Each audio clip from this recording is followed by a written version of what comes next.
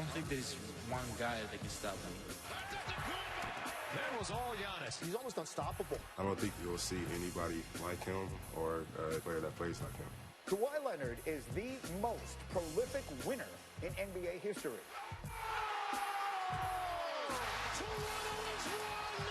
Right now, this dude is the best basketball player on planet Earth. LeBron James with no regard for human life. He's the king.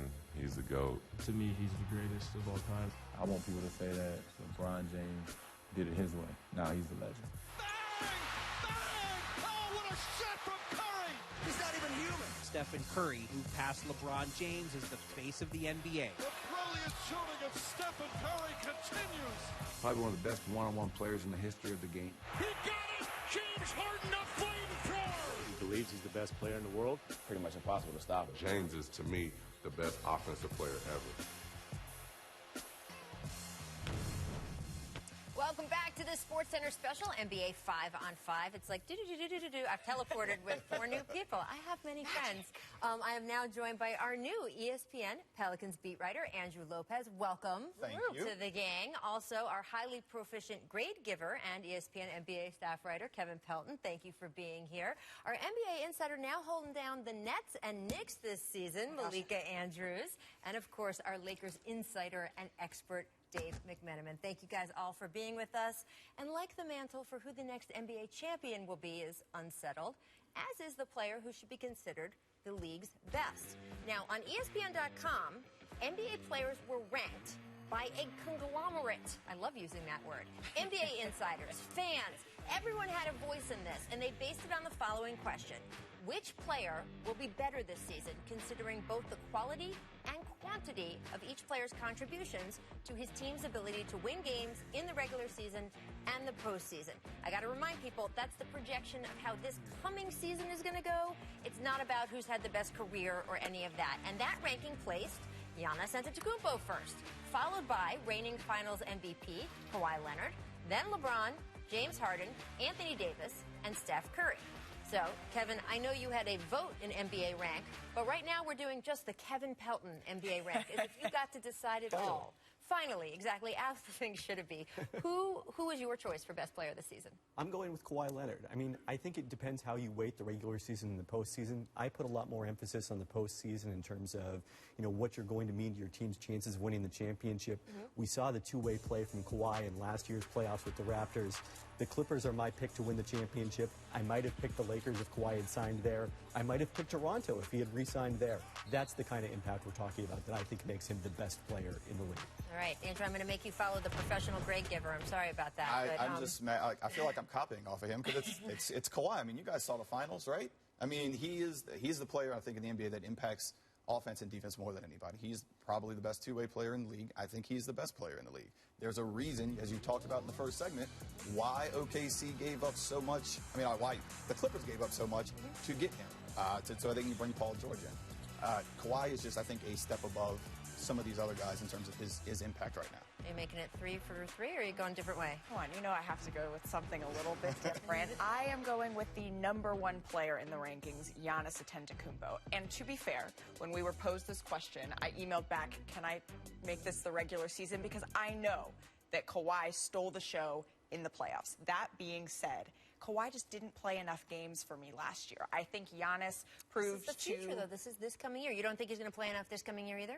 I think that Giannis has done enough that he won MVP, and I think moving forward, he's only going to get better. At the end of the season, he said, I won MVP, and now I don't want you guys to talk about it anymore because I'm going to do it again. And I think that that's the way he operates. Also, he's young. He has so much room to grow over the next couple of years because he's only 24 years old. And so I'm going with Giannis. What about you, Dave? Well, if you didn't think Kawhi played enough games last year, you probably didn't think my pick. LeBron James played enough games last year. Also true. Because he played the least amount of games he's ever played. Yeah. Because of his groin injury. But that's the only reason I don't think he's going to be top of mind for people going into this year. Because there is some unknown. For the first time in a 17-year career, his body failed him. And is that a blip on the map? Or is that a sign of things to come and Father Time finally taking over? I'm going to go with blip because I'm not going to be the guy to push him out the door. if we're going to talk about the regular season and the postseason, the last 8 times this man played a game in the first round, he was playing a game in the finals. And so if he can get through the regular season, manage his body, have the extra motivation, the way people have been talking about in the offseason, get that team to the playoffs, I think we'll all be reminded of the special player that he is. All right, so you guys all named a lot of guys, but by the way, 2 former MVPs, James Harden, Steph Curry, not on anybody's top of mind here. What do the former MVPs have to do to merit best player consideration? Come on. To me, the best player is not necessarily someone who will be MVP that season. I can think Kawhi can be the best player, but if he sits out 12, 14 games, someone else can be MVP. But Steph and Harden, I mean, it's defense for me. That's why I don't consider them in the best defensive player, the best overall player conversation. Steph was 143rd in defensive RPM last year. Harden was 248. There's your upset of the day, by the way, if someone not named Kevin Pelton mentioning RPM on the show. But I think once that's kind of what holds them back from, to me, being the best player. And Giannis, obviously, when making your pick, you got to think of a two-way player. You got to think of a two-way player. And we were back in the green room. We were talking about this. And it's like if you're running away from a player, if so you feel someone's coming up behind you. Steph's coming behind you. I'm feeling a little aggressive today. Steph's coming behind you. Okay, maybe that's a little scary. If James Harden's coming behind you, okay, maybe that's a little scary. If Giannis is coming behind you, I mean, I'm terrified, right? So I think that's where I'm putting the weight. I'm putting the weight in two-way players. But there is no question, if we're talking about body of work, that they are 2 players that have changed the game and defined this era. Yeah, and look, his postseason and how he does this coming postseason is really going to do a lot for how we think of him, as you were saying. Dave, that's a question I really have for you, because Draymond Green's litmus test, right, is that there are 82-game players, but then there are 16-game players, right? You talked about LeBron being a 16-game player. There's no question about that.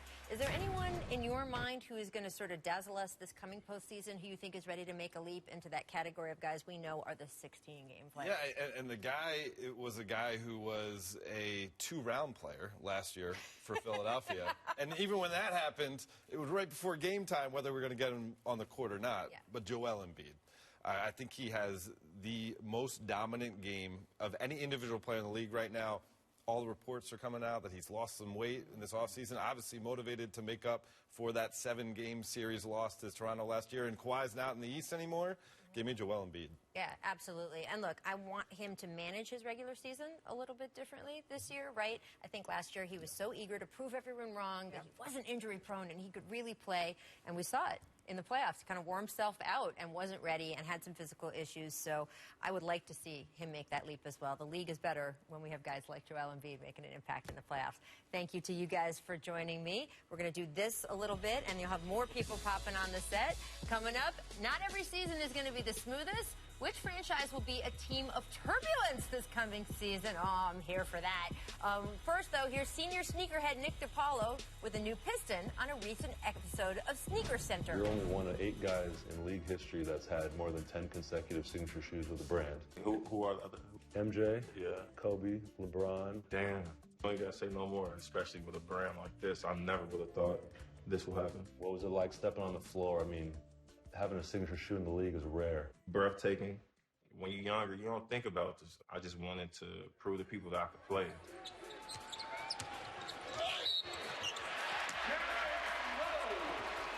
When I got to this shoe, I wanted something I could wear off the floor because I was preaching and harping on them when my first signed that I didn't want kids to buy 2 separate shoes. It was okay to have one shoe, and that shoe you could play on the court and walk around with because a lot of kids couldn't afford it. I know I couldn't afford 2 pairs of shoes when I was younger. What were some of the things you were picking up along the way in terms of giving your input? You can see in the first version, kind of just went with it. Then towards the end, my signature side came out. And I know once you got to the 5, like, it was more about kind of sprinkling in some different details. I got to brag. The first shoe with boost, I got my son's name in the front. Got everybody eats on the bottom. That's just a slogan that me and my friends believe in. Nobody's bigger than the other. Sneaker Center streaming now exclusively on ESPN+.